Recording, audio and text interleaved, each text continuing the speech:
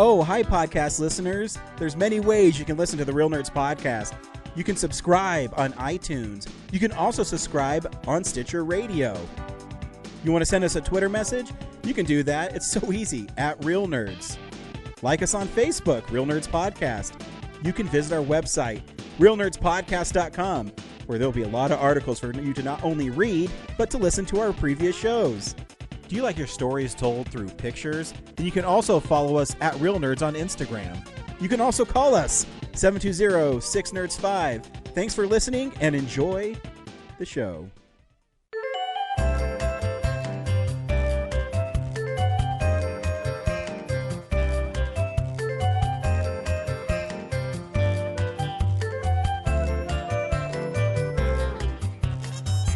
This is Real Nerds Podcast.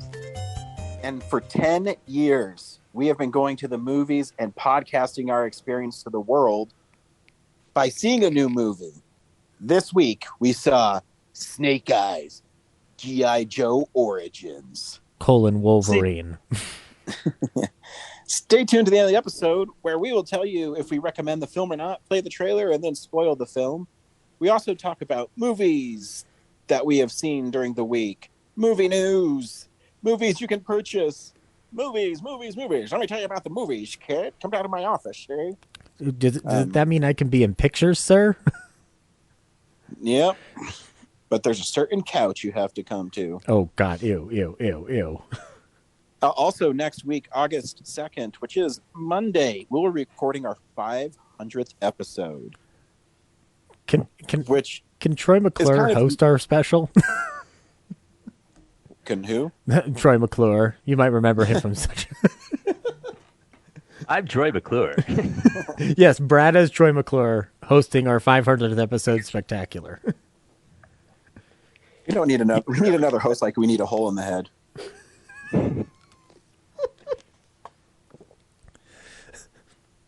That's a horrible joke. Poor Phil Hartman. Yeah. But, just get ready, Ryan. The Real Nerds Next Gen. Brad will still be around, but then it'll be Kellen. It'll be James's kids. It'll be my nephew. Brad's just going to be like, why did I inherit this? Do you think those kids will actually even be into movies the way things are going? They'll be into holograms and shit. I feel like kids these days don't like anything older than them. I don't know. I take Kellen to movies all the time. I took him to Snake Eyes. He laughed at a certain trailer. People still watch movies, but there always be a small segment of people who are film nerds. But it feels like in general, if you show kids the stuff we like, they're just like, all right, cool, whatever. Yeah, and what's I new? think I think the mystique sometimes is going away because of streaming. You can. Yeah, I think it's really devaluing the product.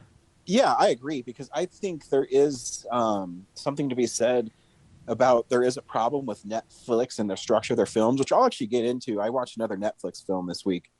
And I think, some people say the studio system is not good with having someone oversee the films. But sometimes it is a good thing because there's a streamline and a pace to films that I think Netflix films and other streaming films doesn't have, because they don't have the same oversight. We want to be true to the artist's vision, so we're not going to interfere with what they want to do. But sometimes artists, especially in films, sometimes need to be reined in. I feel the same thing about Zack Snyder all the time. I feel like there's obviously a compromise that should happen between an artist unfiltered doesn't always translate as well as when they have some form of. I mean, this is the George Lucas, Rick McCallum story all over again, where the prequels. I was gonna say George Lucas too, yeah. Yeah, but that tends to be my go-to example, because when he's unfiltered, it just doesn't come out the same way because he doesn't have people to bounce back off of, and I mean, the rate at which Netflix puts stuff out becomes so overwhelming to where I'm just like, I don't Well, yeah. Well, Brad touched on it. It devalues it because it's all about content. It's not about the quality. We're trying to keep eyes on the screen for the maximum amount of time. Mm-hmm. Exactly, and that's why they don't care if they cancel a show after a season. Yeah, because that show going back and watching it isn't what keeps people on their mind subscriptions, you know. Besides, you have the few breakthrough shows like Stranger Things and other shows like that, but a majority of them is, you don't get subscriptions from people who are already subscribed. So you're constantly searching for new things to attract new people. Exactly. And you're just hoping that people don't fall off as you go. Which I just read an article where they did this last month or last quarter. Is a lot of people dropped Netflix. One of them was me. So yeah, it's so it has devalued the movies, and there's something to be said about going to a movie theater. Yeah. Guys, I already got The Irishman on Blu-ray. I don't need Netflix anymore. Yeah, another case of should we rein in a filmmaker? Now, Ryan, no. Other films, yes. This one, no.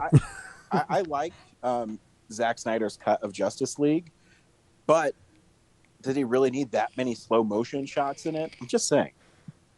No, but if they were going to give him that money to do it, I guess that's what they're paying for. I know that's what they paid for, but I meant the studio is paying for that, not the subscribers. I guess I don't know if the subscribers care. There was a show that I listened to regularly that one of the hosts, Kev, watched Zack Snyder's Justice League and he liked it a lot, and so there is a good audience out there for it that does appreciate what that full vision was. So, I mean, I don't know. No incentive to not take it out, you know, like there's no. Yeah, that's what I mean. There's no incentive for them to take it out because why? They're not going to release a director's cut of Army of the Dead on Netflix when Zack Snyder could just make the movie he wants to make, and Netflix will say, yeah, sure, because someone only has to watch it for, I don't know, I think they said 7 minutes, and then we count it as a view. Mm-hmm. So if they rack up the views, then they don't really care. Yeah.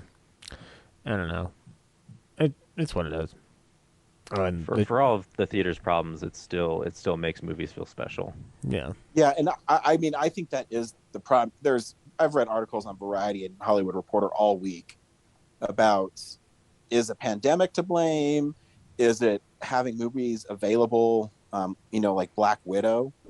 And I mean, I think it's a combination, but I think it's more so of, well, I can go to the movies or I can just stay at home and order it. And I mean, I think you lose something when you order it because you also don't get the same bit rate on the screen. There's something lost when you stream it, even in the sound. But, to the average person, they don't care. Mm. That's how business has been for years. If you can make it cheaper and faster. Because they're cutting out the middleman. If you give you a product straight to you through Disney Plus Premier Access, then you cut out the exhibitors, the movie theater. So that's all freaking profit that they bring in. But I think it proved, though, too, with Black Widow. I mean, Black Widow's still going to make like $200 million, but you've proven that if you do it that way, you're going to cut into your revenue big time. Mm-hmm. So we've got a piece of news, by the way, that talks about how that can be a further impact with not Disney, but HBO. So, but yeah, the show I listened to is Film Guff, by the way. Really good show. Anywho, Brad, you like to tell us what's happening around town. I'm married and I work all the time, so I can't get out as much as I used to. Let's go. Hey, film buddies, follow me around Denver.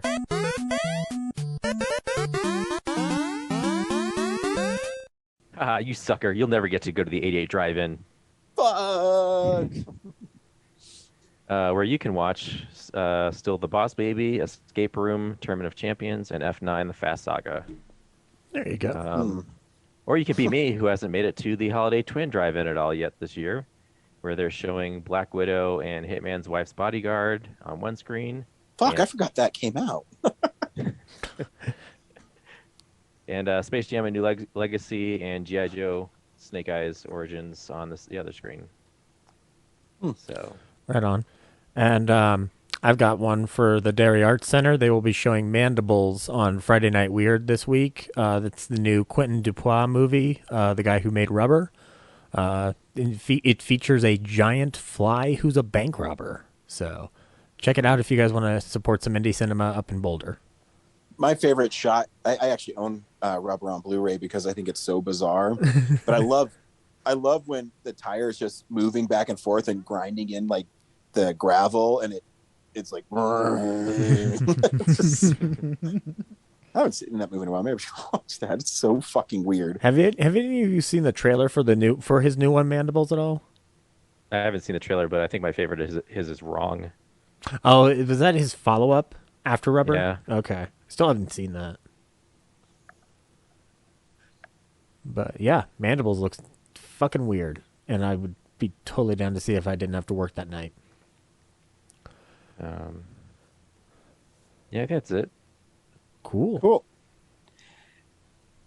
Movies come out today, and you can buy them from several sources. Here's what's coming out on Blu-ray. DVD releases and Blu-rays. Well, Ryan, are you getting the Dead Zone from Scream Factory? I will eventually, yes. But I did not get it this week because I got the Steelbook for Quiet Place 2. Ah, gotcha. Well, for anybody else who wants to be cool, you can pick up the Dead Zone from Scream Factory today. Go to their website. You can also get, if that doesn't take your fancy, how about this? Brotherhood of the Wolf from 2001. Who remembers that movie? I do. That movie's weird. Okay. I've never seen it still. I just remember that title.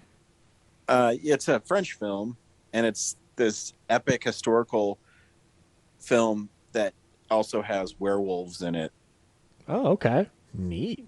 I remember seeing it like multiple times, but I don't actually remember the movie, like what happened in it. Yep. That's why I'd be curious to watch again. Sweet. Yeah, I would. I think the Blu-ray though is like $30, and I really don't want to spend $30 on it because I don't remember it, and I don't remember liking it enough to spend $30 on it. All right. Well, how about Shout? So would it be on the Shout streaming? Oh, I don't know. I mean, not everything that they acquire for release goes on the streaming service. Because sometimes those deals are separated out. They might be just licensing the title for physical media print. I'll tell you what, Ryan, how about this? Do you want to spend tons of money on A Quiet Place Part 2 in 4K? You can either get a standard edition or you can get a cool steelbook. I did get the steelbook. Okay. That set me back 32 bones. 32 bones? Ooh, bones of the aliens that came over and enslaved Earth with fear until Millicent Simmons stopped them. Why didn't they call that A Quieter Place? Because they didn't need to follow a Die Hard model to be awesome. How about this? Vinegar Syndrome's got some new things coming out. They look insane. One's called Through the Fire from 1988.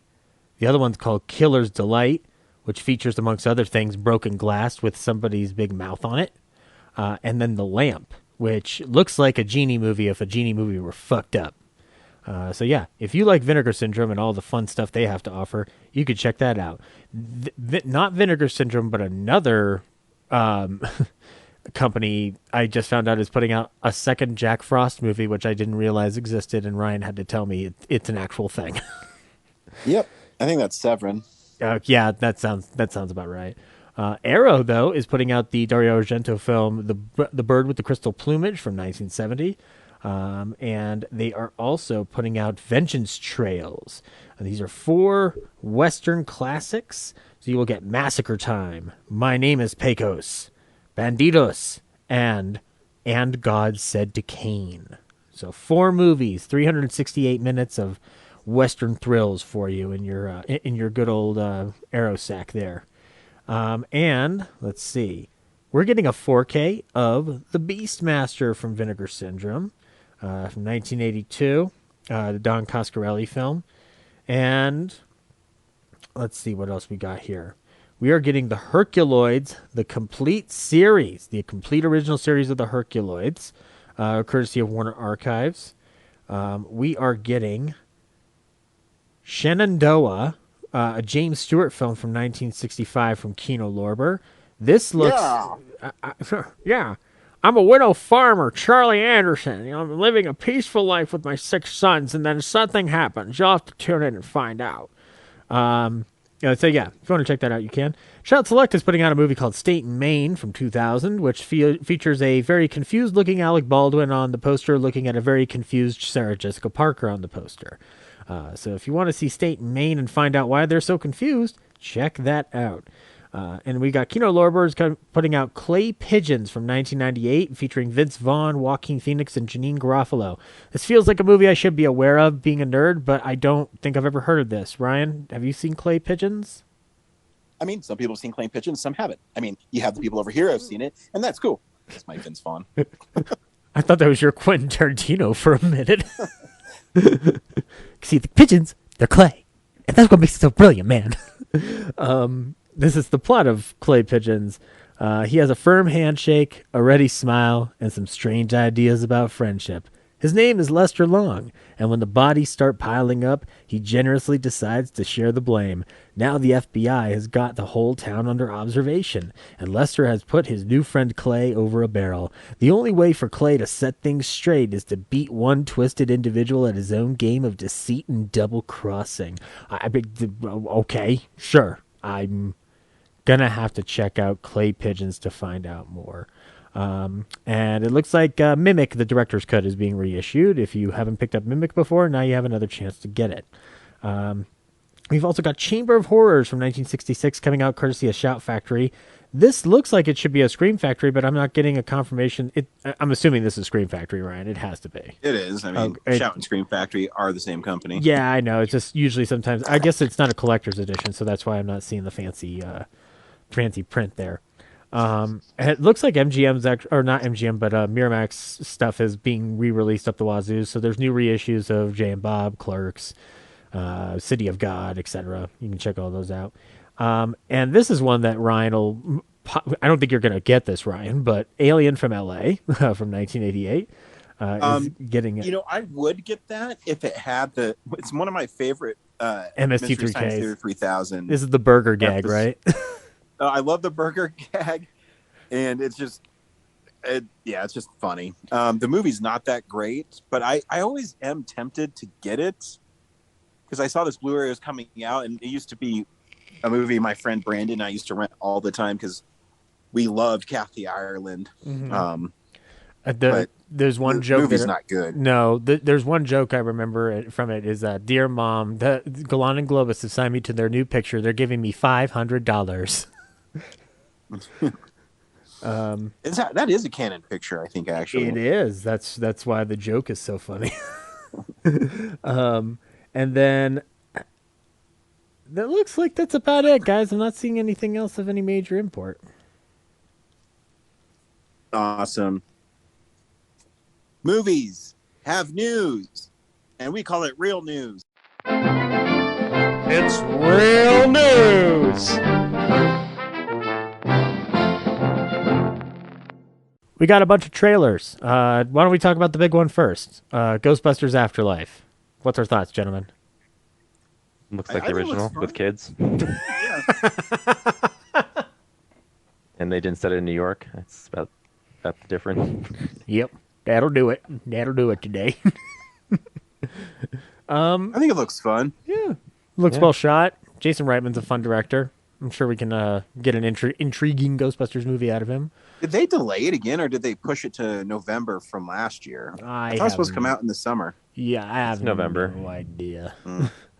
The releases that we're getting this year that was supposed to be last year are like meshing together. That's why it feels like you know why the Hitman's Wife's Bodyguard, Ryan, didn't stand out to you is because it was coming out with an onslaught of other movies that were backed up from last year. It's squeezed between Eternals and Top Gun 2. Ooh, I have a feeling it could have some stiff competition. Like that's gonna be a cannibalistic week, or month. Yeah, it's the second week of the month. Yeah. Gotcha.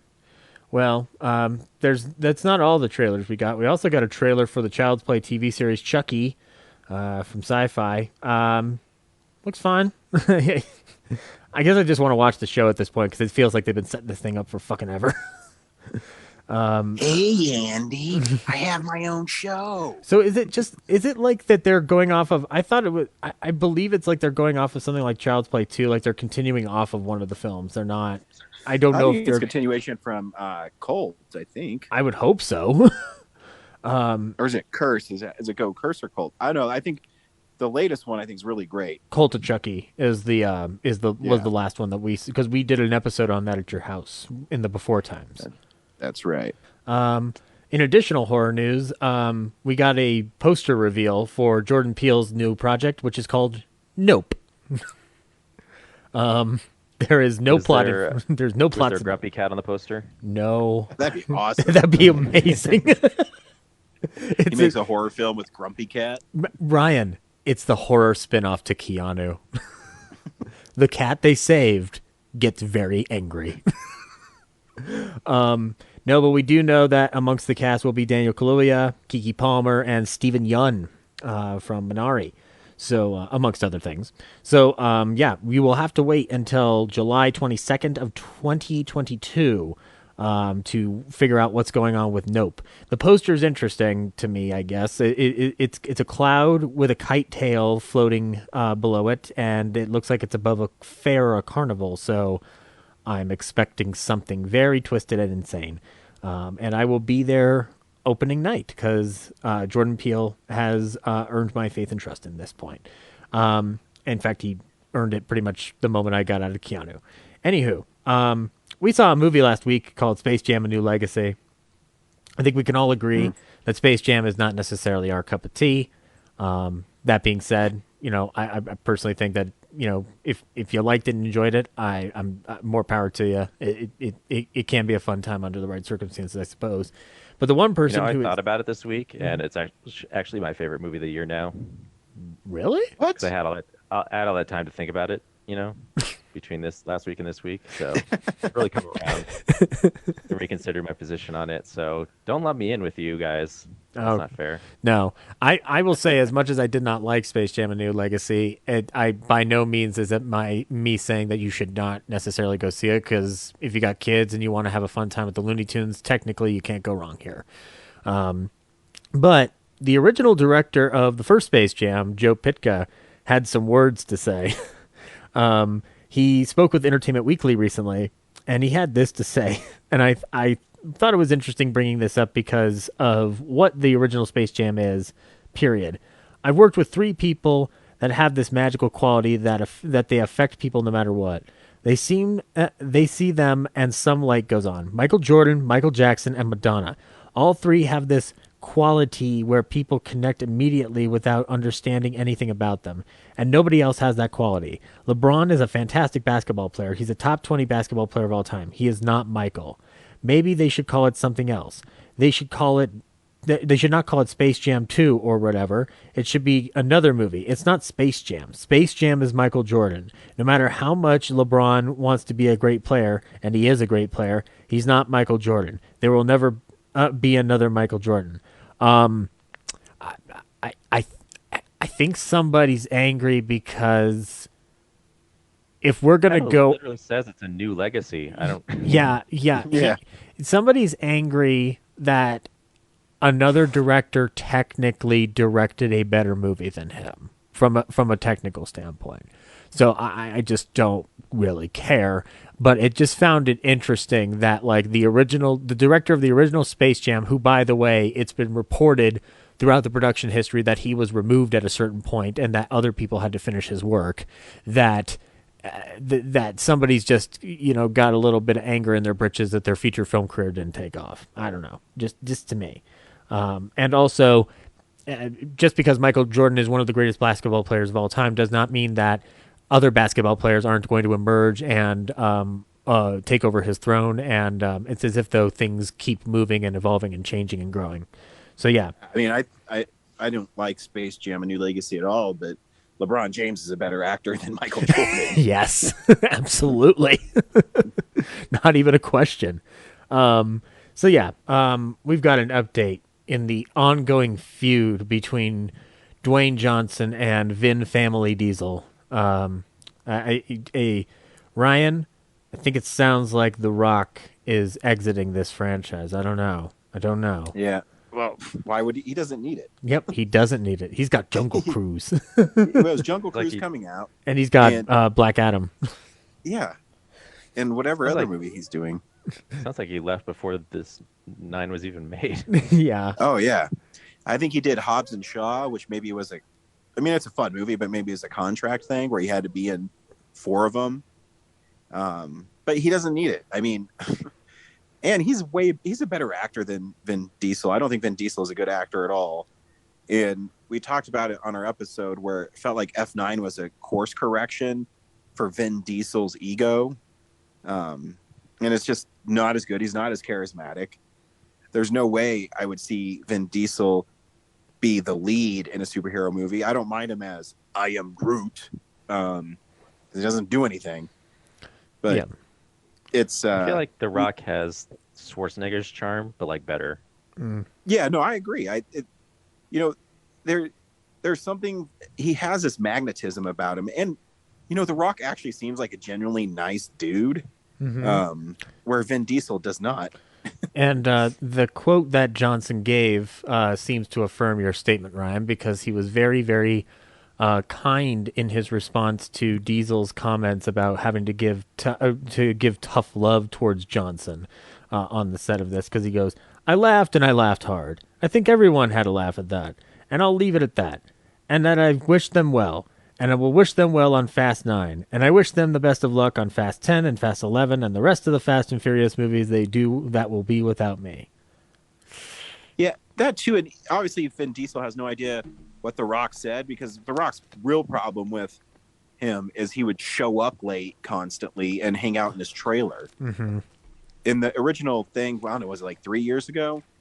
He said that he loved all his co-stars, his female co-stars were badasses, except for one guy who would make everybody wait around for him because he was in his trailer. Yeah. That's the tough love he's talking about, that he's not a prick. Come on. I don't know. All I know is, I don't know. Dwayne better watch out because he's got Jungle Cruise, but does he have family? I don't know. No, he's gonna be fucking fine. Vin Diesel will never work with Tom Cruise. I know that. Yeah. You won't show up late on a Tom Cruise movie because you are fucking gone. You got me? You are fucking gone. Can I tell you something, Ryan? When I watched the Top Gun Maverick trailer ahead of our movie of the week, I know this is placating to your dream list. It's been a while since we've seen Tom Cruise do a drama movie, you'd say. It's been a while. Oh, yeah. It's been a good hot minute. And I know I've pitched George Clooney in this role before, but I could see Tom Cruise pulling off a Cary Grant. I could see it. Sure. I could see it. If it's something he wants to do, I don't think he's interested in dramas right now, though. No, he's not. But you got to imagine he wants at least one more Oscar nomination in his life before he catapults into space permanently. I don't know. If you listen to him talk, all he wants to do is entertain people. That's his number one goal. There you go. I was just thinking about it, just looking at him walking around in that kind of like he's got a distinguishment about him now these days. I'm just like, maybe I don't know. Perhaps it's not my ideal casting. I already said what my ideal casting would be, but I could see that happening. And additionally, we've got some Warner Brothers news that 10 original movies will be heading straight to HBO Max in 2022. So it looks like the further progression of direct-to-streaming via a lot of the bigger studios is as strong as ever. I don't know. They did not... they didn't make the clear what the exact films would be, but Evil Dead Rise is one of them. Yeah, I don't know. I don't know how I feel about. I don't know how I feel about them doing it further. Well, they're going to do it. Netflix puts out fucking 10 movies a week. Yeah, I guess. Just that's the way it is now. Just upsets me. I mean, I don't know. Like, I guess we had this conversation up at the top, so I guess it doesn't really like we don't need to go any further into it. Moving on though, guess what's coming back, guys? Paranormal Activity. Hooray! Yeah, I guess they've already shot somebody shot it, and it's going to be released fairly soon. It's got Will Eubank, who was the director of the movie Underwater, and the screenplay is written by Happy Death Day's Christopher Landon. So yeah, we'll see what goes on. Did you guys what point did you check out of that franchise? For the first one. I mean, but you kept seeing some other ones. When all I had to do when the premise is, oh my god, a lamp moved. I mean, yeah, I'm good. I watched the other ones, but like I wasn't. Yeah, it wasn't because I was like, oh, I need to see these again. It was just like, oh, I think it's an assignment for this week. Yeah, I think I watched up to the third one. I don't even know how many there are. I liked the third one a lot, and that was my favorite of the series. I don't I know I saw the last one. That's what I remember. But yeah, so anyway, if people like the Paranormal Activity movies, you're getting a reboot. So congratulations, you made it work. And the last piece of news, I thought this was very cool. Lena Waithe has been making her name known for most of us, and she recently did a documentary series called Soul of a Nation. And now she will be doing a documentary called Being Mary, the Mary Tyler Moore documentary. Nice. Her quote on the matter is that we love Mary for embodying the modern woman on television and defining a vision of womanhood that continues to inspire generations of Americans.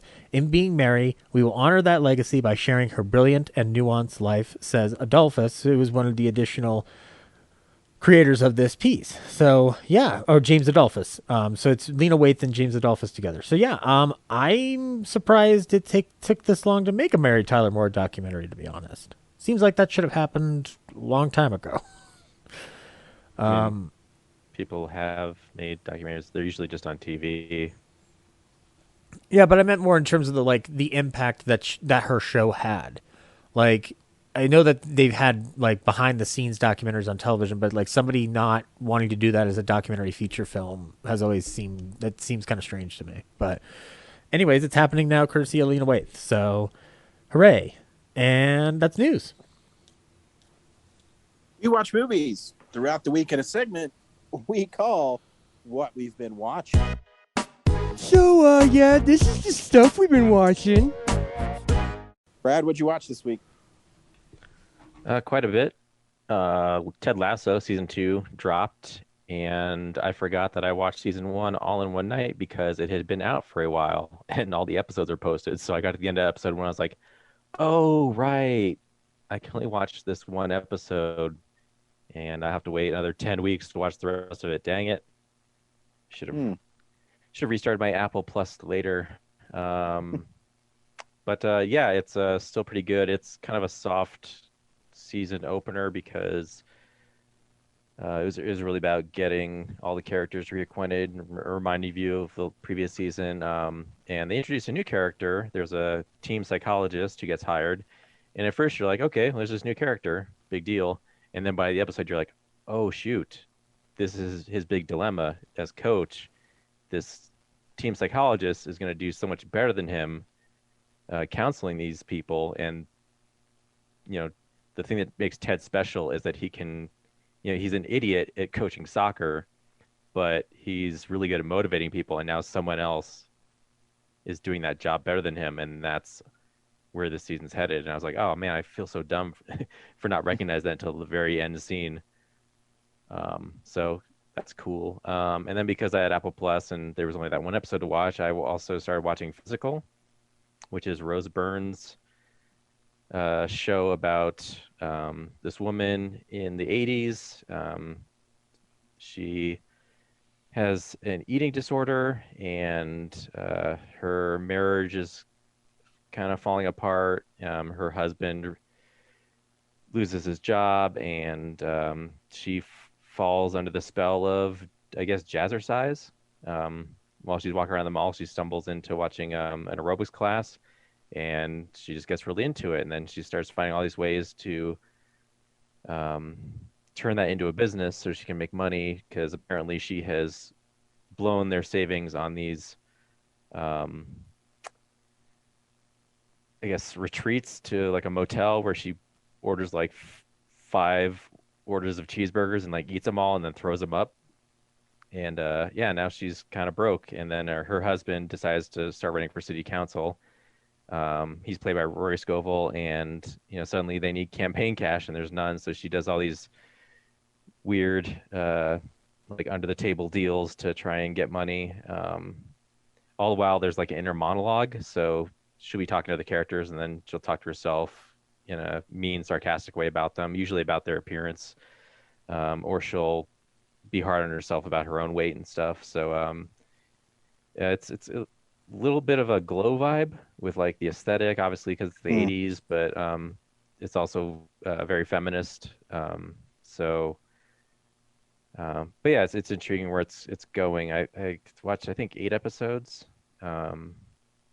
So I'm guessing there's 10 in the end of it, so I'm almost at the end of the season. But she just got found out by the campaign manager for her husband's campaign, that she's got 2 ledgers going. So yeah, it's interesting. Like Rose Byrne obviously steals the show. She's great. I think she's one of those people that is really great in everything and should get more props. Yeah. She obviously gets the most screen time, and in addition to just acting with the characters on screen, she's also got the inner monologue, which is fascinating. So like, her character's not like a great person though, so it's hard to beat behind her, as a protagonist, but it's still a pretty interesting watch. And her husband's like constantly, he's a good family guy, but he's clearly trying to seduce younger women around him in the campaign, and like he lost his job because he got caught flirting with his students. So yeah, I had Apple Plus free for a year, and all I did was watch the Snoopy show, and I forgot that my free year ended last month, and so I've been paying for it for 2 months, and I haven't even watched it since. So yeah, you should watch Ted Lasso and Physical then, because I think they're both pretty good. I think I should. Yeah. Yeah, so that's TV. Then at the theater, I first watched in the same day the Roadrunner, the documentary about Anthony Bourdain. A guy whose name I've heard because he had travel shows, but I never watched any of them. And then obviously he killed himself a couple years ago, so I knew about that. But other than that, I knew nothing about him. Just seemed like another Chef Ramsay type guy, right? Mm-hmm. Except less mean, I guess. But yeah, it was a really like sobering watch of just how someone could have so much access to the world and still feel so alone. Like he's always like he grew up with drug problems, and they don't really get into his early life at all in the documentary. Like it just starts when he writes his first book and goes on from there. And he writes his book, and then a bunch of producers get him to do a travel show that doesn't take off right away, but eventually he settles into it, and then he gets more interested in the travel than his restaurants. And then his first marriage falls apart, and then he pretty much only goes into traveling the world, and finds his peace there. But and then he finds a new wife and has a kid, and like that kind of centers him. But then eventually he gets restless again and travels a bunch, and that falls apart. And by the end of the movie, you're just kind of realizing that there's something about this guy, that he struggles with being alone, but he also has to be on the move all the time. And so I think the combination of those things, and then he had like a relationship with Asia Argento right before he died, and I guess she was kind of on the outs with him. So I think that pushed him over the edge. He had this, I'm guessing something from his early childhood had made him feel alone, and he's always been searching for that. and so he's traveled the world for the rest of his life and never found it, despite having like access to all these exotic places. We could never find anything like close to him to satisfy him, which just, it's a sad story. I want to see the movie, but Neville made a decision in that movie that I don't know if I agree with, which is using the artificial AI to have him say things at the beginning of the movie that he did not say. I find that troubling.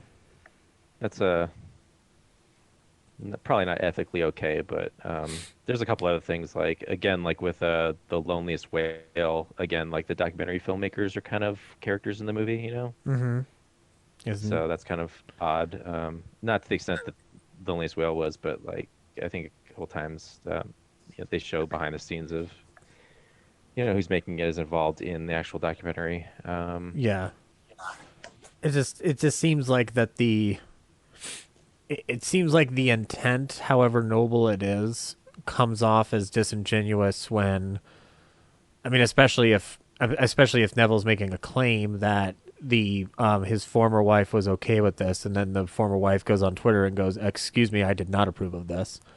So, but I mean, that doesn't take away from the fact that I'd be interested to see what Neville's put together, because I think Neville's can be a good documentarian, but I think it's important to remember, like, this isn't the documentary about Anthony Bourdain. Like, it's it's advertised to get into the theater, but with most celebrities, multiple documentaries get made about them from many different people. So it's like, this is one, and you should probably watch multiple to get all the information and decide what matches up.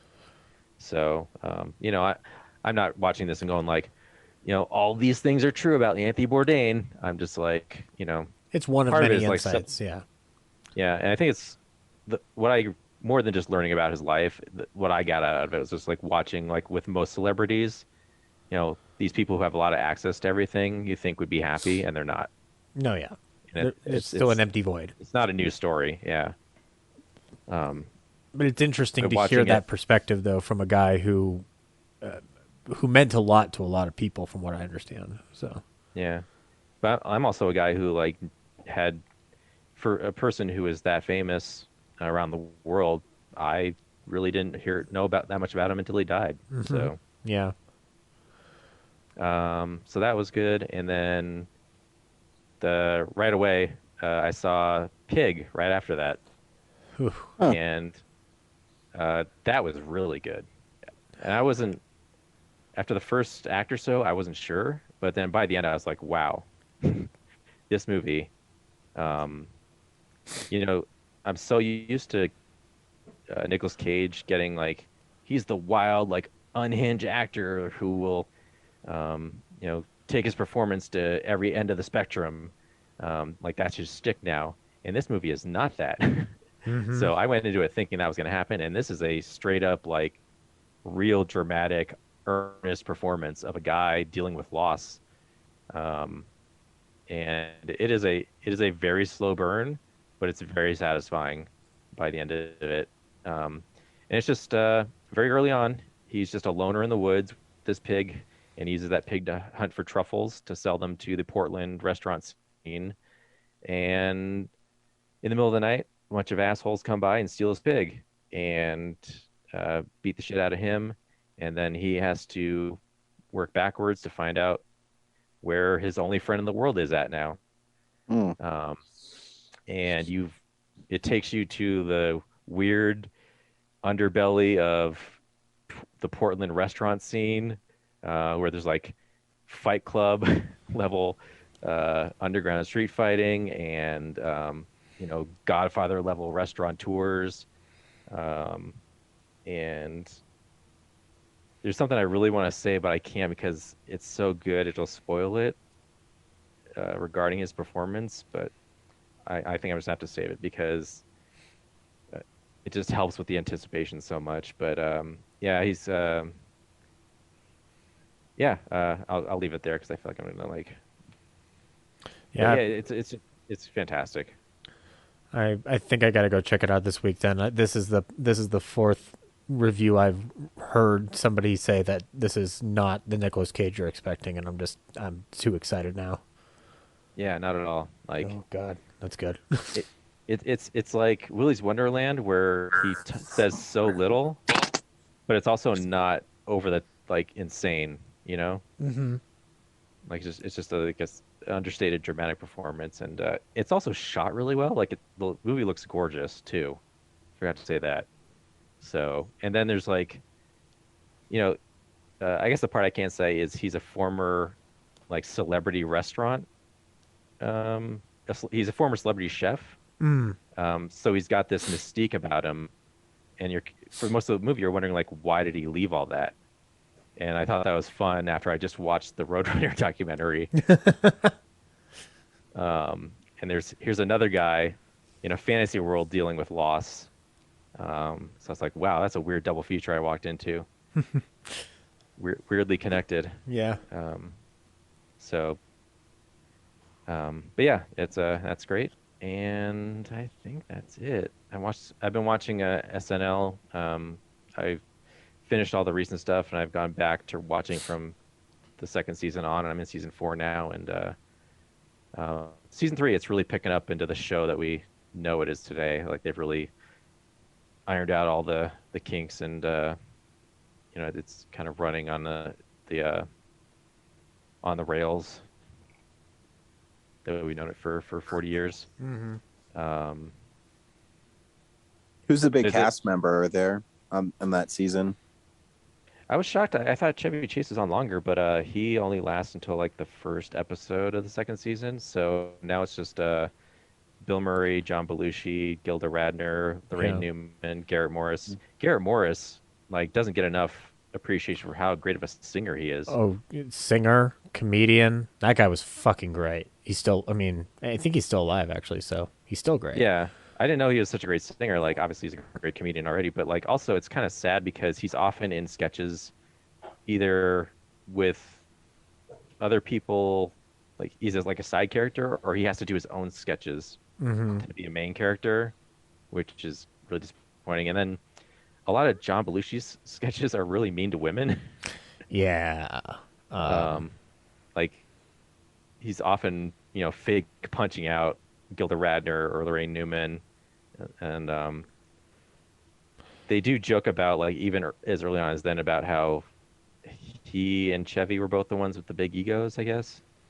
Well, Chevy was the egomaniac. John had one, but John was able to get along with everybody. That was the difference. And well, there was a closing, like the end of the night scene where the host was up, and then I think they had to like improvise to like run out the time because they ended early. Mm-hmm. And suddenly John Belushi stepped up and started just like improvising this random bit, and then Dan Aykroyd just steps up like right in front of him and changes the bit and does his own thing about, like, he just thanks like other people. Yeah. Almost to say, like, stop making this about you, dude. It's the end of the show. Yeah. I do know that there was that particular.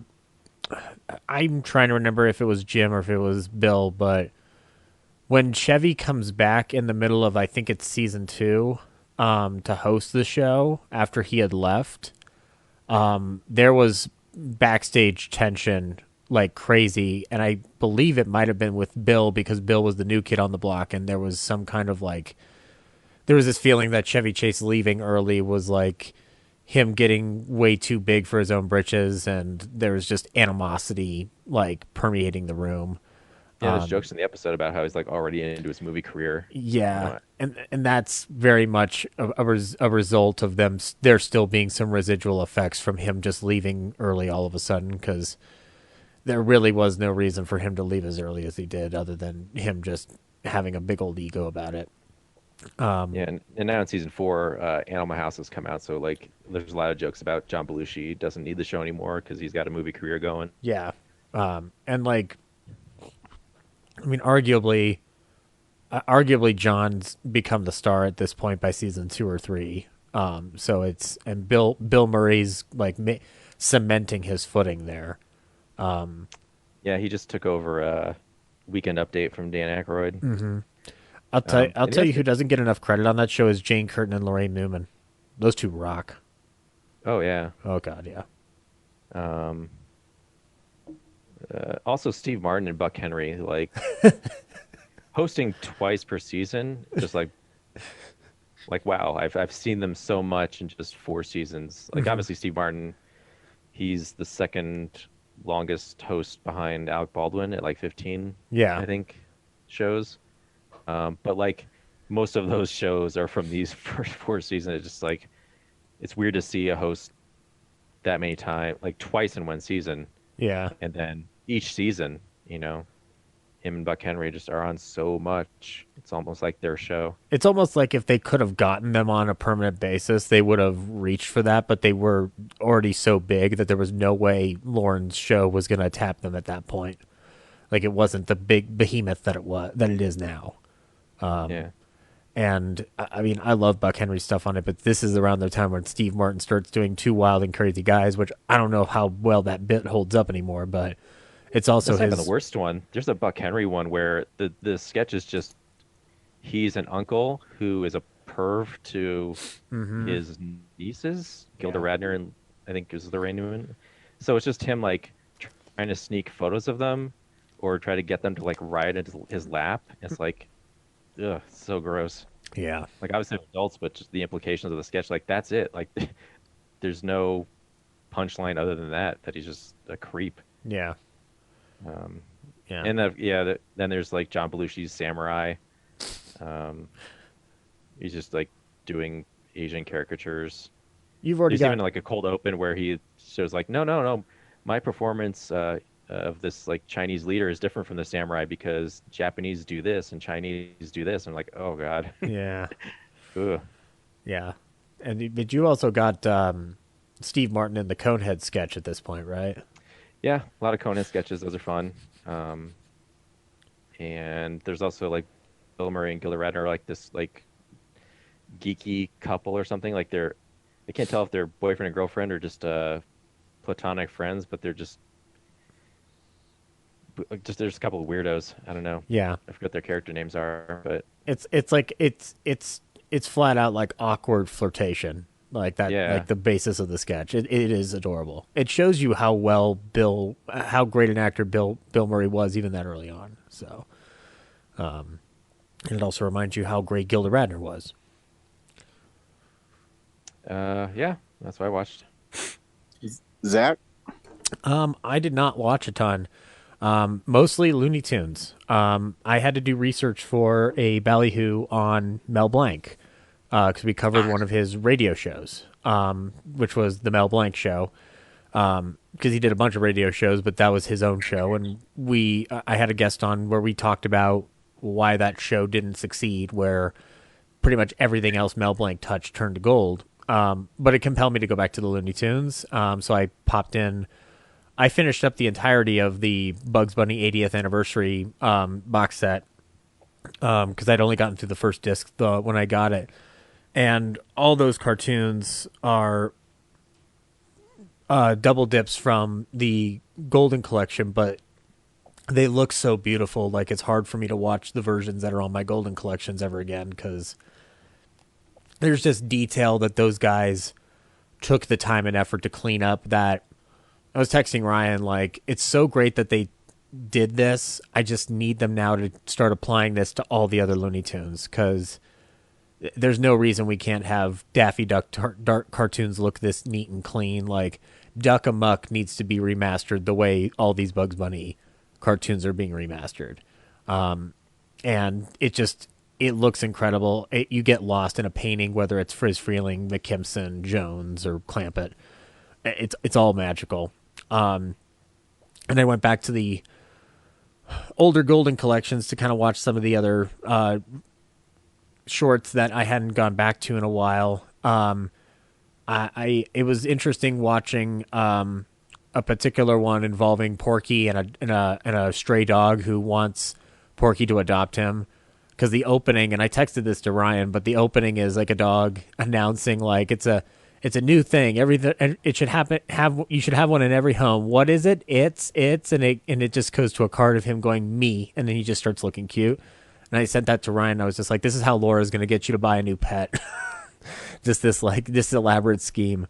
And I hadn't gone back to the ones where either Bugs or Porky go to a European land, because they do this a couple times where Porky goes to Ireland and runs into the leprechauns, and I hadn't watched that one in a while, and that one made me giggle, especially by the end where you think it's all been a ruse, and then it turns out obviously the leprechauns were, enchanting Porky the entire time. And then Bugs Bunny running into the people in Scotland is quite funny. There's a lot of outdated Scottish jokes in it, but it's still beautifully animated and good to look at. And then one I watched today before recording, which I hadn't seen in forever, is Bugs Bunny goes to France and fools two chefs into basically preparing themselves to be put into an oven for dinner. And the way Bugs Bunny is looking around at the different landmarks of Paris before he realizes he's in Paris just made me fall off my chair laughing. He's just like, the Eiffel Tower, the Croix de Jour, I must be in Paris. Like, it's just the buildup that I just love. I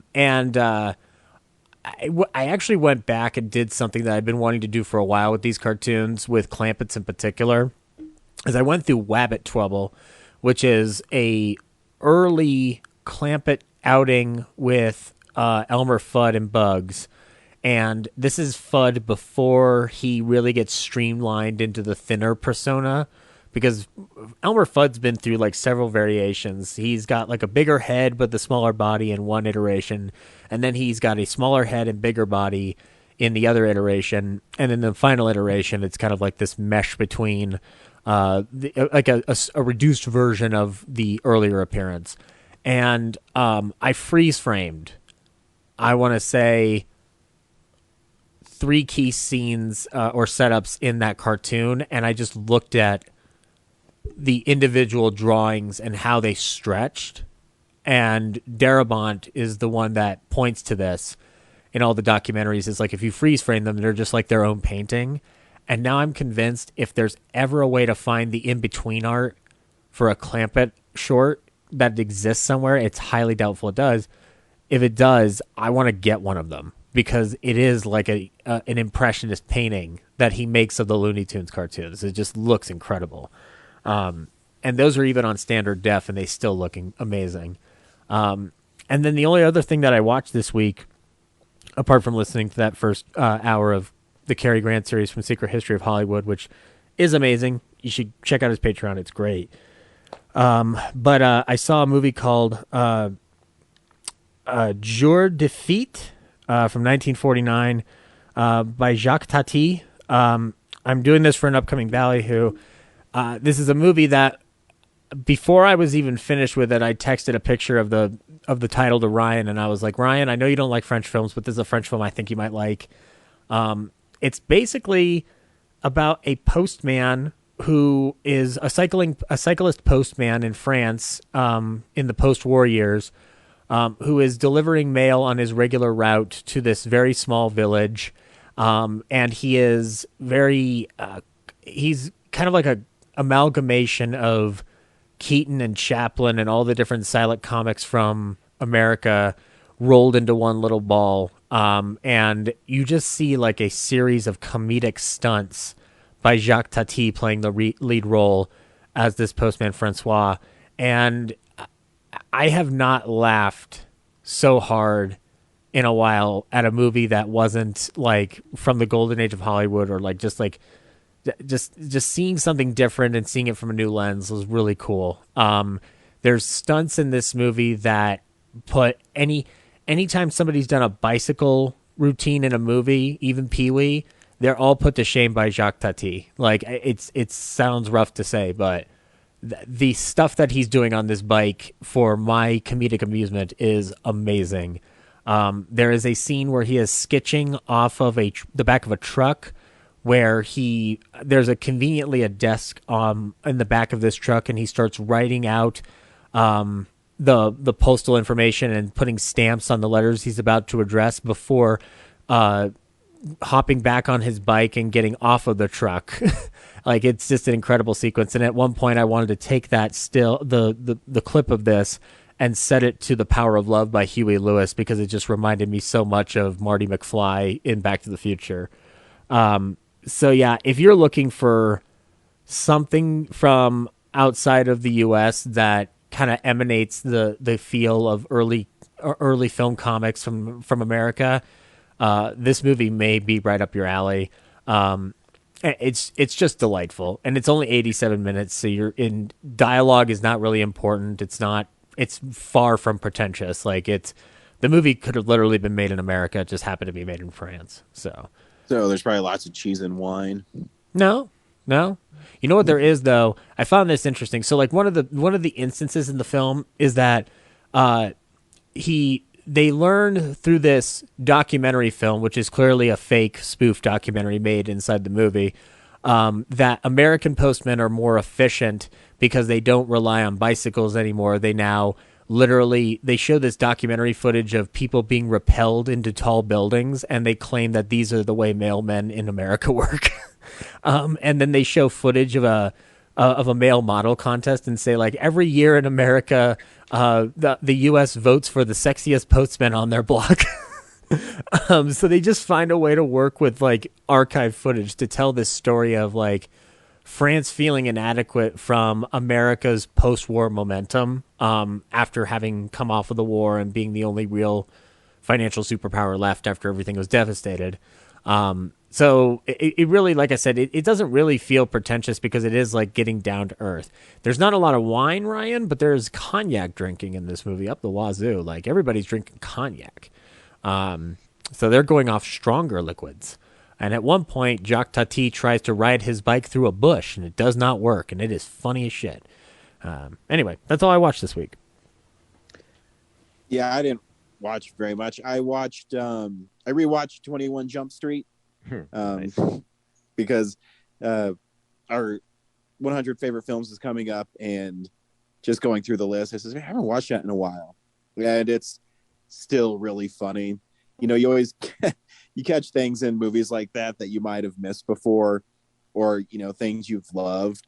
I love when Schmidt comes back home and he says, "Mom, why is this? Why do you have this here? It looks like I fucking died in a car accident." They have, like, a shrine to him. I look like Fred Savage from the Wonder Years. Yeah, that's so funny. And they have when he's late getting to the play as Peter Pan, and Rob Riggle's character is like, "Boo, fuck you, Doug." It's funny. He fucking hates him for some reason. There's a teacher at the school, like, openly making fun of students, like, yep. for everybody. Oh shit! And how many times Johnny Depp gets shot? It's just funny.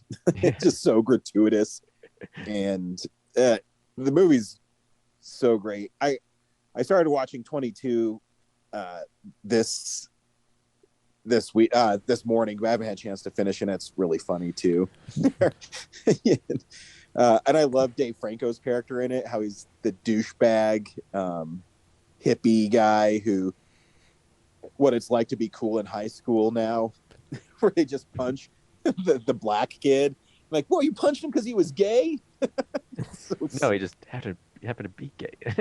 He doesn't happen to be gay. Why is there one two-strap in it? I thought it was one strap. Yeah, it's just it's funny. I did not think that movie would be great, but I walked out of that laughing, and the carrot on the cherry on top was the way Rob Riggle's character gets apprehended by the end of the first one. My dad! My dad! Pick up my dick for me. I think we're down my asshole. The great thing about 2 is it's also a commentary on sequels. Do the same shit.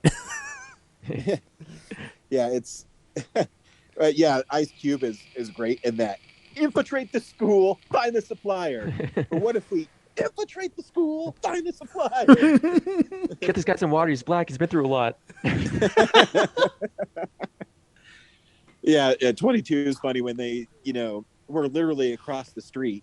And the police department's all high tech now, and Got a bigger budget. Yep, it's just a bigger budget. And Ice Cube is explaining to them why it's high tech is because it's a sequel and it has a bigger budget. And when they see expensive shoes Nick on, you can't see him. Yeah, when they go see Nick Offerman's character, he says, "No, do the exact same thing that you did before." There's also do the exact same thing you did before. When they're being introduced to the new headquarters, like under Schmidt's breath, he says, it looks like a giant ice cube. Yeah, it's great. It's just it's lots of fun for movies that are really self-aware. I miss comedies like that. I haven't seen a comedy like that in so long. Yeah, they don't really come out that much anymore. Nope.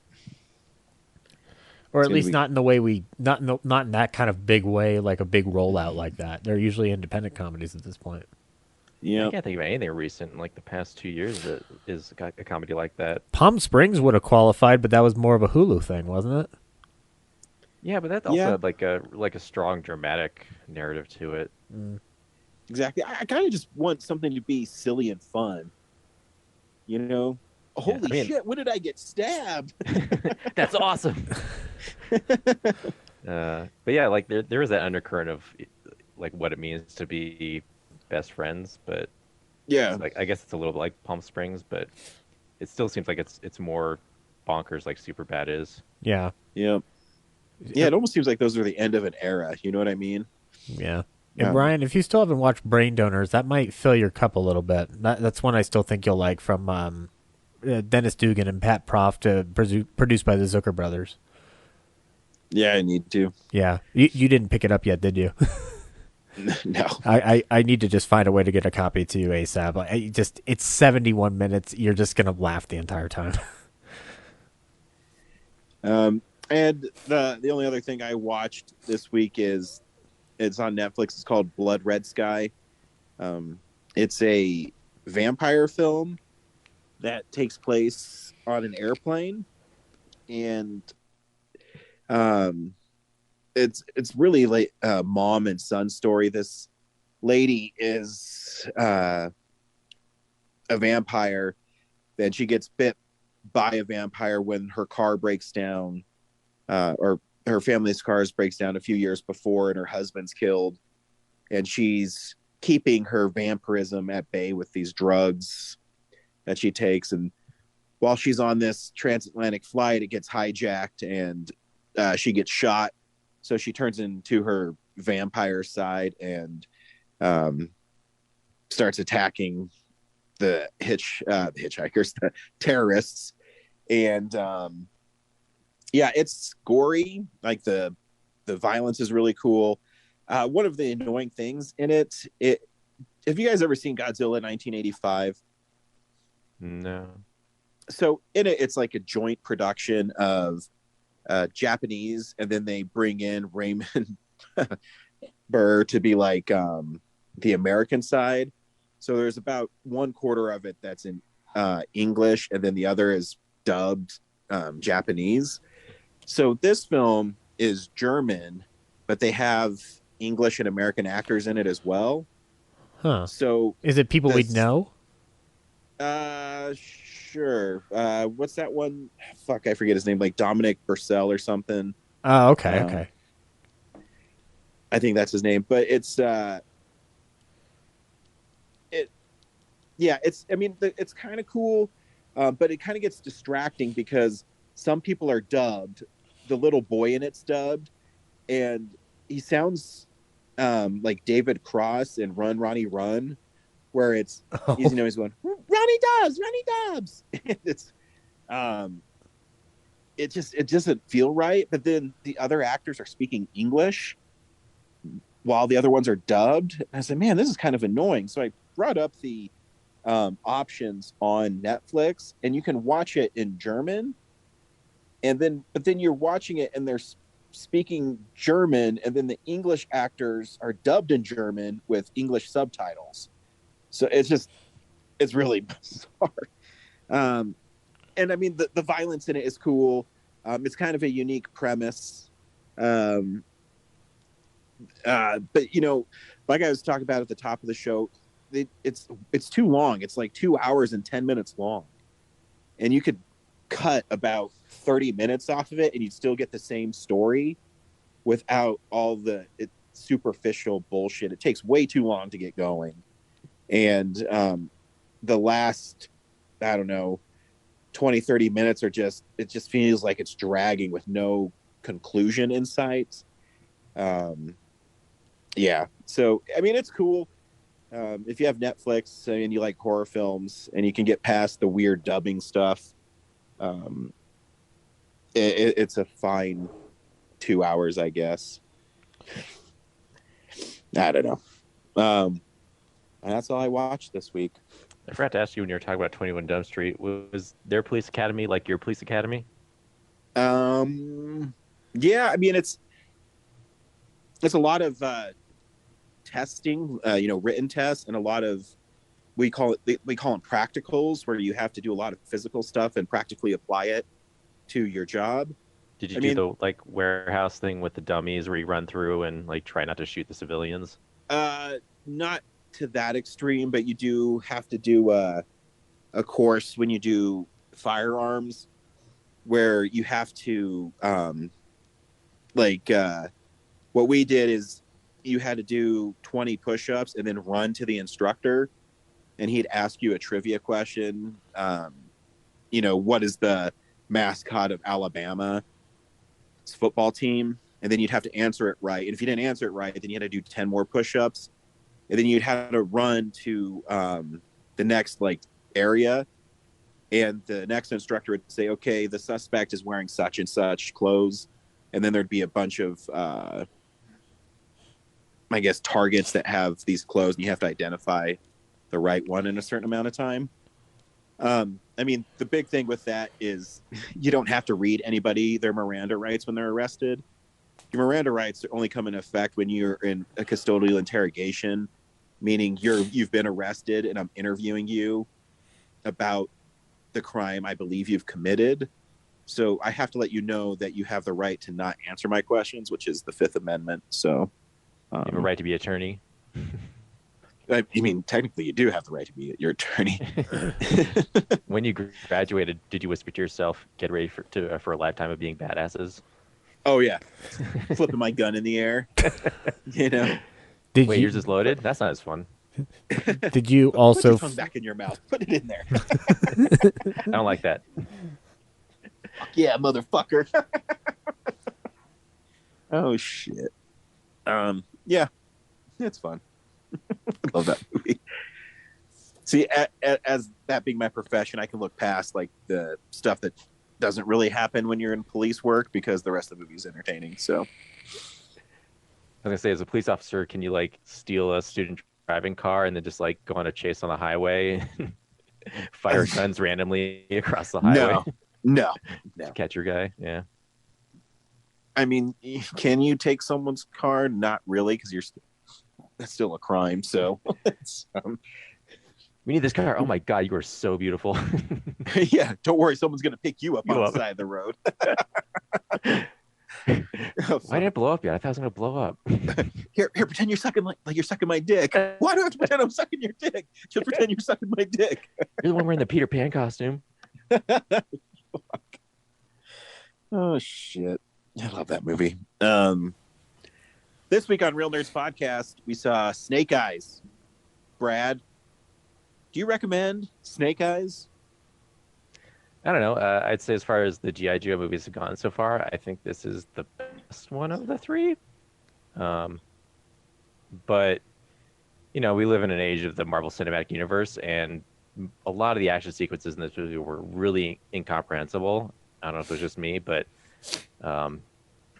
I could not follow the action at all. But the story wasn't too bad, although I didn't think Snake Eyes was that gray of a hero.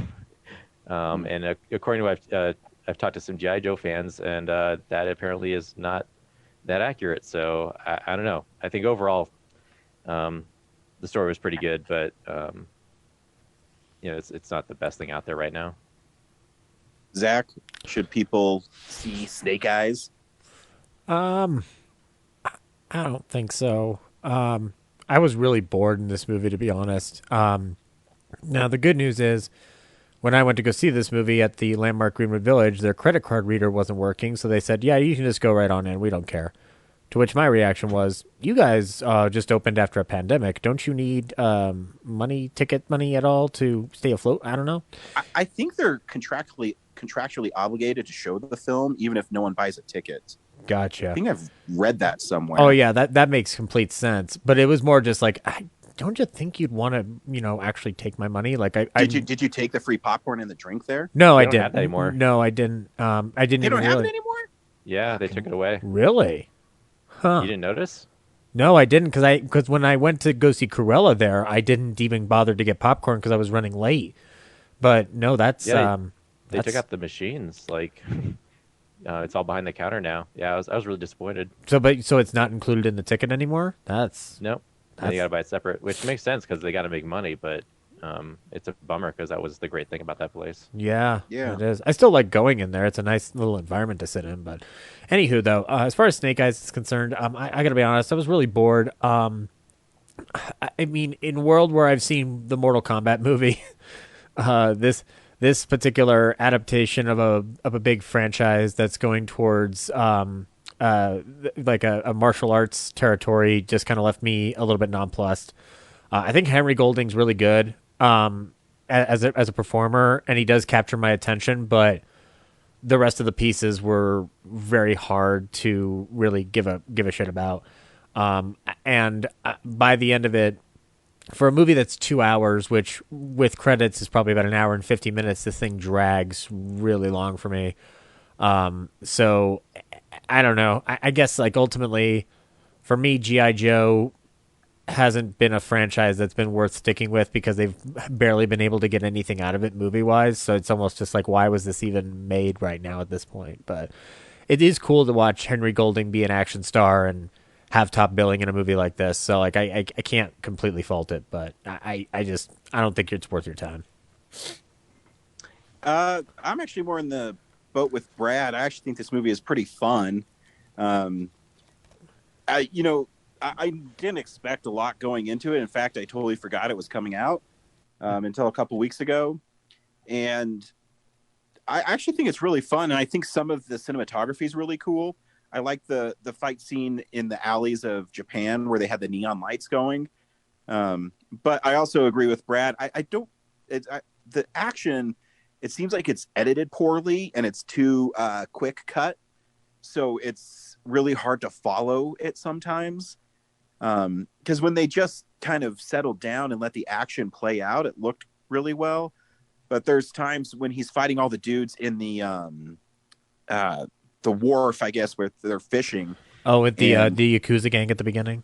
Yeah, and he's fighting them, and then it seems like it's just cutting at weird spots. Yeah. Because it's trying to go back between him and Tommy, and you go, okay, I don't know. But I still had a lot of fun with it. I think Henry Golding's really great. Here's the trailer for Snake Eyes.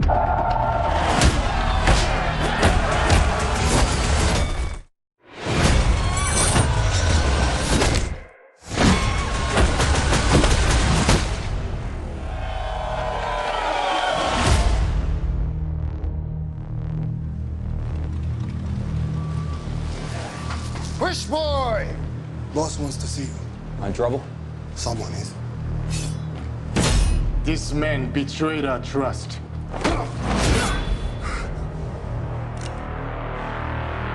Do it.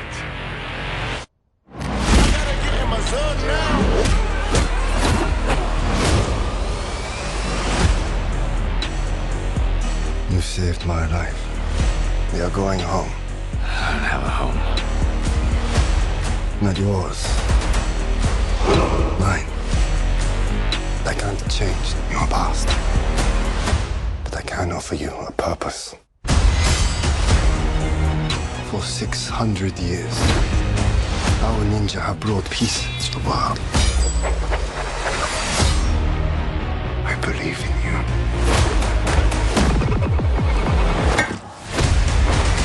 All right, what do I have to do? The three challenges of the warrior.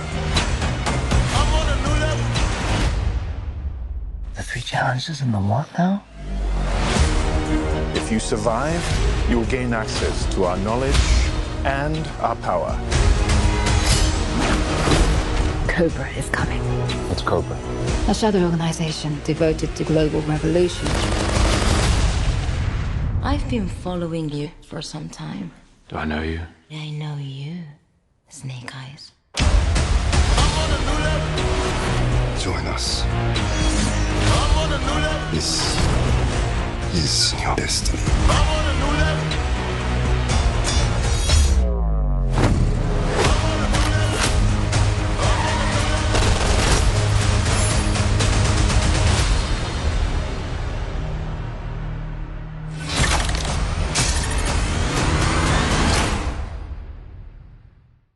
Hey, and before we get into it, here's what Corinne had to say about Snake Eyes. Hey nerds, it's Corinne. Just wanted to call in with my thoughts about Snake Eyes since I wasn't able to join you on the episode this week since I'm out of town. But overall, I had really low expectations of the movie, and even then, I still didn't like it very much. I mean, Henry Golding's always good to see, but the movie was just so bland. And especially the first 20, 30 minutes, the pacing was really weird. I didn't appreciate the way the camera was just jiggling around so much during the action scenes, and it was just really frustrating. They kind of got settled into, a pretty straightforward but just kind of generic style with the rest of the movie. It wasn't really anything to write home about. But admittedly, I don't know much about the G.I. Joe franchise. I didn't even know if Snake Eyes, I'm like, is he a villain? Is he a hero? Is he an anti-hero?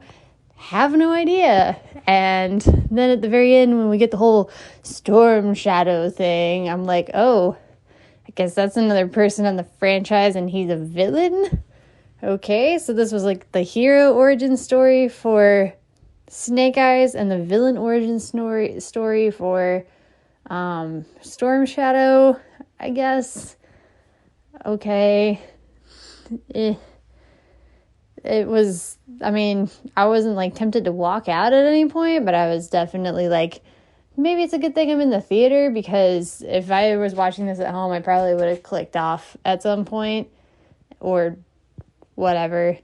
It's yeah, I don't know if they made a sequel or any others in this franchise. I don't know if I would watch it. I'm not that heavily invested, but I guess that's the upshot of the whole post-movie pass era, is that, as long as you have a flat subscription to the theater, whether it's Alamo or Regal or AMC or whatever, you can kind of take a chance on these movies that, maybe I'll like them, maybe I won't, because you're paying the same amount every month each way. Anyway, so you might as well just, as long as you have the time and the energy, it's sure, why not go give it a chance. But yeah, sorry, I wasn't feeling Snake Eyes at all. It was pretty lame. Not even Henry Golding could save this. I did Hard Master and Blind Master. I thought they were probably the funnest characters out of the whole bunch. That I don't know, they just felt unique and felt like they had a little bit of personality, and they were just, it reminded me of that scene in Lion King where Rafiki just starts wailing on the hyenas. It was a little bit like that whenever the Hard Master and Blind Master finally got the chance to just wreck shit in the finale, and I'm like, thank you.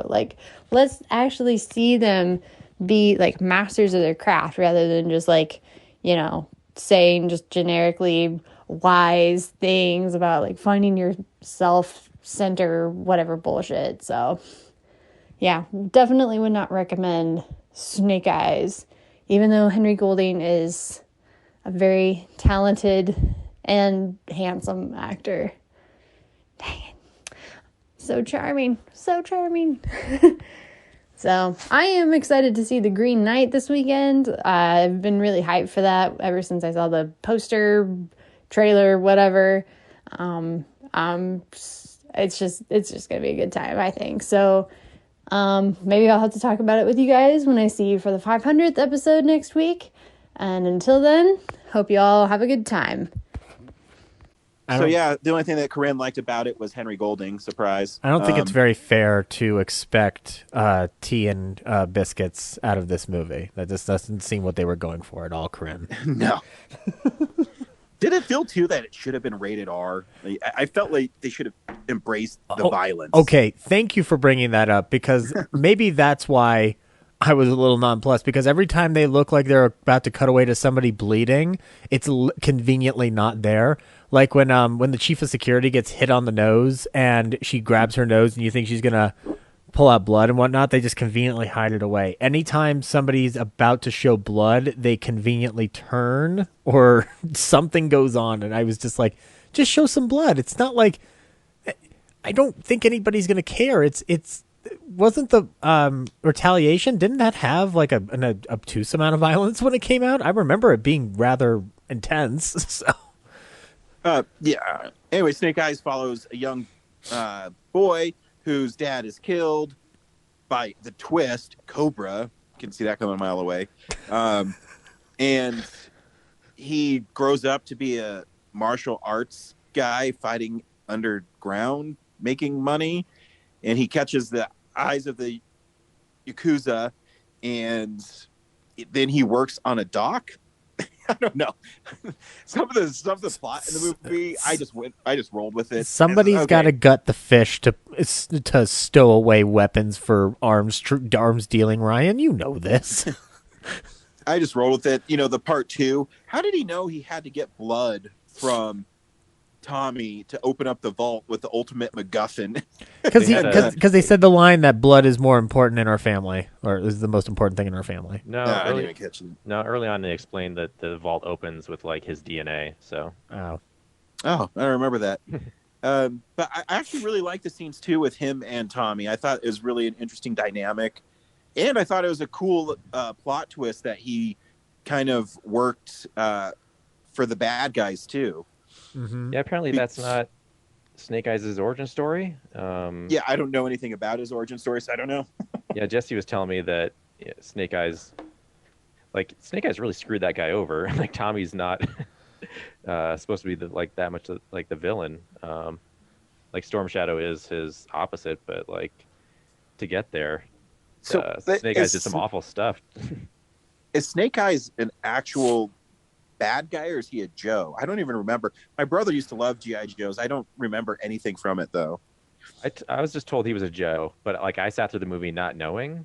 Mm-hmm. I was like, I remember him being a Joe from the other 2 movies, but the way this movie's going, it seems like he might have been a Cobra character that they're making a Joe. There was some confusion there on my part, and I wasn't sure either, but I guess me not knowing was me already losing half the battle. And growing up, I thought he was a Cobra guy. Thank you, Ryan. Yeah, I don't know. Like, I think it might have helped that I don't know the backstories as well. I mean, I still had fun with it. I mean, there's moments in it that, I mean, it's pretty silly, but if you're willing to just accept a movie and have fun, I think you can do a lot worse. You could go see Space Jam. Yeah, that's true. The villain has a glowing rock that incinerates people just by, I guess, pointing at things and wishing. So that's pretty ridiculous. I do like too when Scarlet and Baroness were shooting at each other and outrunning the bullets. I mean, that's pretty cool too. Mm-hmm. And even though the bad guy has that power, he neglects to use it at the most important parts of his fight. And he was taken out by fireworks. Yeah. And there's giant CGI snakes, which they're not Cobra, but they have the snakes. Yeah, you have to be pure of heart. Which snakes and sense. Clear of ego and full of selflessness. Something. They're not associated with Cobra. You know what? You turn off your brain. It's a fun movie. I still had fun with it. I thought, like I said, I thought the fights were pretty cool when they slowed them down and it wasn't so kinetic. Mm-hmm. I had fun with that like highway chase or the tunnel chase where it's like so dark, and then there's just cars coming up and shooting at people, and I guess civilians are just being murdered. Or there's a part where he says, he drives the car off the truck, and how did he know that dude those guys shooting at him were shooting at him because you couldn't, as a watcher of the film, I had no idea who the bad guys were. Yeah, who's shooting at who, and like, is this caravan even associated with? Like, weren't they just minutes ahead of them? Like, how'd they catch up so fast? Yeah. And then, like, I guess the head of the family, that old lady, they make a big deal of like, hey, if you don't pass this test, we're gonna have to kill you. And then she gives like all his excuse of like, okay, we'll let you live because you did this. We let you live because you did this. And then they get to like her grandson. It's like, you used the orb one time, we might have to banish you. It's just like, what? He used it to stop their clan from being burned down. Because he stopped. Clan, Because he stopped being pure of heart, guys. He stopped being pure of heart. The hero of the movie fucked everybody over constantly, and he gets to like he gets his sword, and he gets to go work for the Joes. So he gets a sweet costume. So is the moral of the story life is unfair? Yeah, things work out if you cheat your friends and exploit them and trick them. Okay, thanks, G.I. Joe. Now I know. G.I. Joe. Yeah, that was so weird. There is a scene that I love in this movie. In the first trial, when the challenge is you have to take my bowl of water from me while not spilling your bowl of water, and he goes through like several different tries, and then finally he just says, "May I please exchange my bowl for yours?" I was like, that's really cool. I was proud of myself. I was like, he should not do anything, just ask for the bowl, and that's the test. Yeah. Like, yes, I passed. I didn't have to do it 3 times to find out. You could be Snake Eyes. Yep. Totally. Well, I'm not duplicitous and treacherous, so I don't think I'd get very far. But wait, Eyes. Brad, was your father murdered by a weird German/Euro guy who rolls dice that are loaded so that he's going to kill you no matter what? No? Okay, then you can't be Snake Eyes. That's very specific. Also, because I'm not a G.I. Joe guy, I need to know from Jesse or whoever, does Snake Eyes get his name because of the dice thing? Or... yeah, obviously. Okay, that seems... Oh, you mean in the cartoon? I have no idea. Yeah, because if so, that seems stupid. But I don't know. That's the thing where like you never see Snake Eyes' face, so right away, that's like a deviation. Yeah, but I mean, if you're telling an origin story, though, you kind of have to give him some character. You just can't be a silent ninja the whole time. Oh, no, for sure. Oh, yeah. I don't know. I'm just saying, like, I'm sure G.I. Joe purists are just like, they showed his face. What the hell? Yeah. I mean, in Rise of Cobra and Retaliation, did Snake Eyes talk at all? I can't remember. No. Okay. I don't think so. So then it's weird that I remember he's a silent costume dude who would just swoop in. That Ray Park played at one point. So, okay. Interesting. But yeah, I will say I appreciated like a cool martial arts movie. Like we've already gotten between this and Mortal Kombat. We did get some martial arts action going on. And it was fun, but I agree the editing in those sequences is pretty off, and I don't know. It just didn't do it for me. But I just remember the head of security. She's like tough as nails, constantly spying on him. Like, where'd you go? And he's like, I have a backstory where my dad died. And she's like, oh, I trust you now. For like the rest of the movie. It was so laughable. Like, I'll lay down my life for this guy who told me that, like, this may be true story. Yeah, that's not realistic whatsoever. I mean, it's G.I. Joe. It doesn't need to be realistic, but I don't know. Also, do Cobra and Joe form temporary alliances in this fucking universe? I don't know. Sometimes you have to form alliances for the greater good. Okay? But she's called the Baroness. You clearly can't trust her. Well, she helped him. She did. She's a fucking terrorist. I don't know. I know. After the fireworks blew up, did she say, fuck this, I'm out? Yeah. Yeah. Was that like PG-13 F-bomb? Yep. There you go. Got it in there. Looked pretty, I was though. curious. I was like, I think she said that, but it was kind of muffled. But yeah. Also, there is something in this movie that I noticed, and I didn't know if this was just their intention or if this was like post-COVID edit. Oh, we forgot to double check this. There's some like weird lines that overlap in a cut between scenes where it's like a word is lingering, and I'm like, I don't think that's needed. I think you could have taken that one particular word out or moved it to the original shot before you cut away. Like it's like lingering ADR.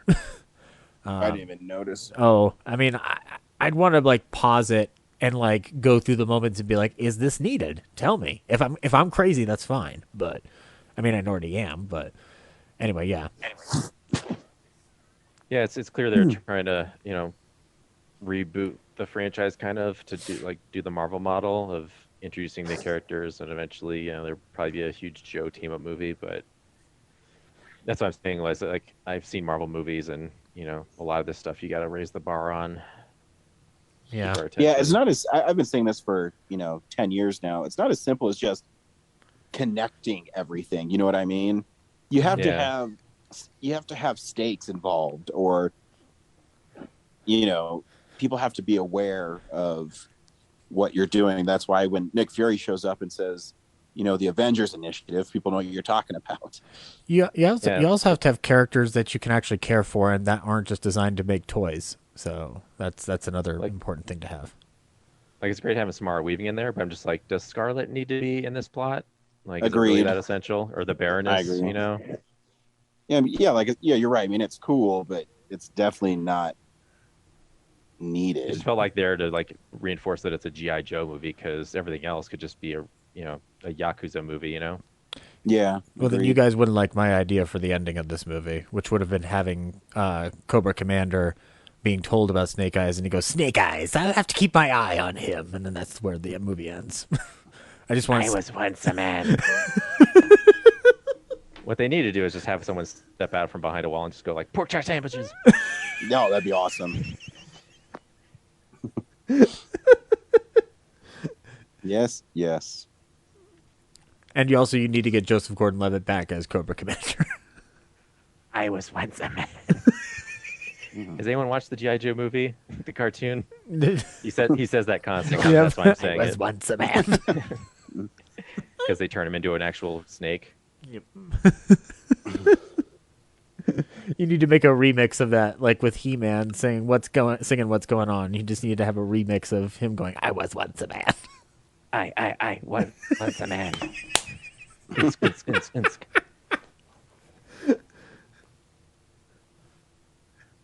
Anywho, next week on Real Nerds, we're finally doing it.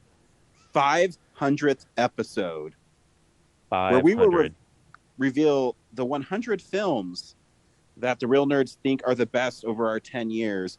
And I've mentioned this before, but I think some people are going to have broken hearts, Brad. What do you think? Oh, we're just going to stomp on all their hopes and dreams with this list. I have a feeling by the end of it, one of the beloved Real Nerds will die. No.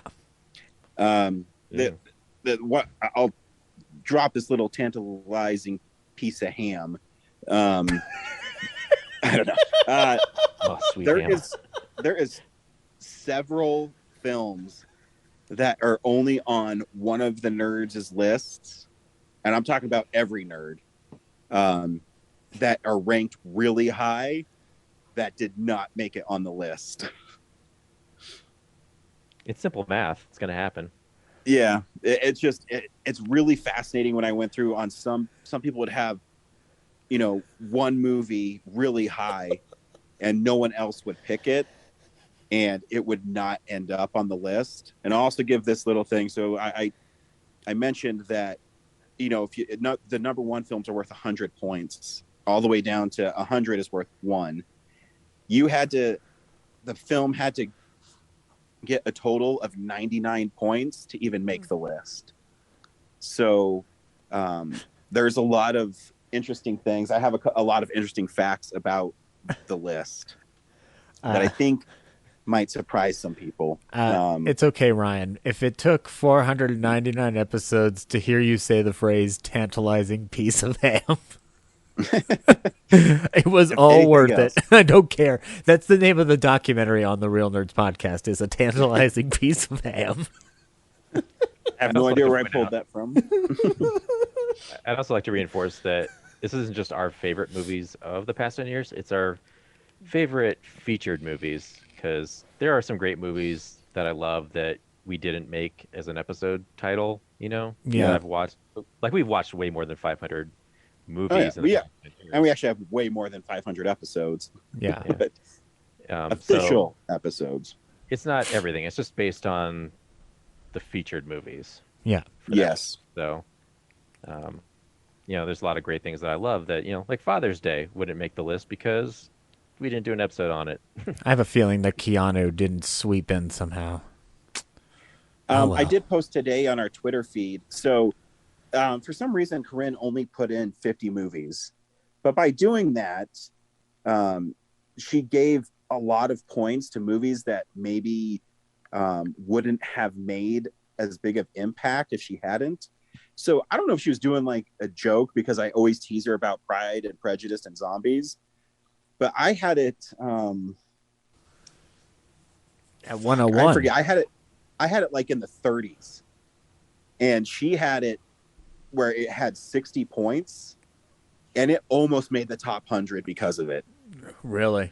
Yikes. Because she did not spread out those movies. So that almost snuck in there. And I would have laughed. Do you think that she thought she only needed to do 50 because she's only been on 50 episodes? No, she told me she wasn't going to do 100 because she's a stick in the mud. And I hope she listens to this episode. And I'm going to tell it to her face when we do this podcast next week. Yeah, I think she's just overwhelmed, but it's not that hard. No, because here's the thing. I mean, so this isn't going to be shocking to everybody. I put every Spider-Man movie on the list. What? However, only one of them did not make the top 100. So, but one of them I put really high, and only one other person put on their list. But because I put it really high, it's on the list. So, yeah. Let me ask, because I did not do this because I wanted to be fair. Did anybody else put North by Northwest on their list because it technically was a featured episode? No, I left that off too. I didn't do any retro films too. I should clarify. Yeah, I avoided that as well. I disqualified, I think, 4 of Henry's because he did put Last Action Hero and a couple other ones, but I guess I wasn't clear enough on them. I don't think Henry did it to be malicious. I just think. Oh yeah, no, it's. Yeah, I thought early on we decided like Nerddemics and stuff were kind of. I thought so too, but maybe I didn't explain it well enough. Because if that was the case, then yeah, I mean. It doesn't matter either way. I was tempted to put it on there and then put in parentheses, sorry guys, you shouldn't have made this a movie of the week. Ha ha ha ha ha. But then I was like, nah, that's not fair. They've worked their asses off for 10 years. Like this needs to be actually accurate. I think our fifth episode, Ryan did 3 Evil Dead movies, and like, should that count? No. No. That is a fun episode though. But does an Evil Dead movie make the cut? I'm pretty sure it does, because if it didn't, I'd be rather furious. But not fast, just furious. 7. Interesting. You only have to wait 6 days to find out. One thing's for sure, Mank is not on that list. I know that for a fact. So how do you know? Ooh, Ryan. How do you know? It couldn't have been anybody else. I can be the only one that did this. Another cool thing is, reportedly, I think most of us will be in the same room to record this. So it's you, me, Ryan, James coming. I haven't heard. Has expressed a belief in attending because it's not that far from his house. I think Corinne should be there. I think she's going to be back because we're doing the 2nd, right? I want to make sure I got that right. Yeah, I had it down as the 2nd as well. 5 p.m. 5 p.m. Yeah, I think. I don't know what Henry's up to, but yeah, I mean, I think he might be in New York. I don't know. We can still get him in here. We have the power of the internet. Yeah, well, hopefully. It'll be a lot of fun if. I'll try to send those questions you read. I'm sorry. I literally have worked 75 hours in the last 6 days. Yeah. Well, you only got 6 days left, so make it happen. Yeah. But we do have some fun games planned, and 2 prizes. Like I said, I have a Rhea and something else. Just tell us the fucking booby prize. That sounds fun. No, it's not as fun. I'm not going to show it till the person gets the prize. That's going to be me. I know it anyways. Just tell me what I'm putting in my house. So, yeah. Well, thanks, boys. I got to put my kid to bed. Yeah. Thank you. Thank you all, gentlemen, for a wonderful, tantalizing piece of ham. Yes, tantalizing piece of ham. It's not going away, Ryan. Why. Yeah, you said it, Ryan, and now it's an official part of my lexicon going forward. No, I know. I don't know why I said it. That's what happens when you do improv for a living. When you're in high school, yeah, and you try to say something funny, and then For you a realize improv sucks. Do you improvise on the job?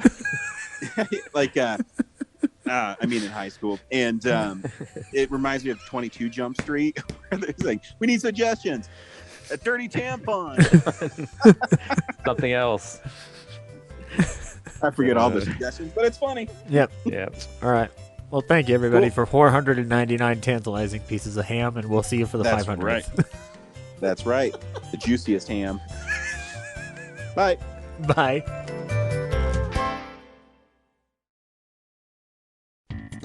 Thank you for listening to this episode of Real Nerds Podcast. Real Nerds Podcast is a production of Nebulous Visions Multimedia. Thank you to Sparks Mandrill and Plan 9 Studios for our kick-ass theme song. Also, if you're in the Denver area and you're looking for a cool place to see movies, we see them at the Alamo Drafthouse in Littleton and now also in Sloan's Lake. Thank you to Colorado Coins, Cards, and Comics for supplying us with all our comic needs, especially you, Andrew. You know who you are. And a big shout out to James's mom. I'm giving you an electronic hug that you can feel through the airwaves. Thanks for listening, and have a nice day.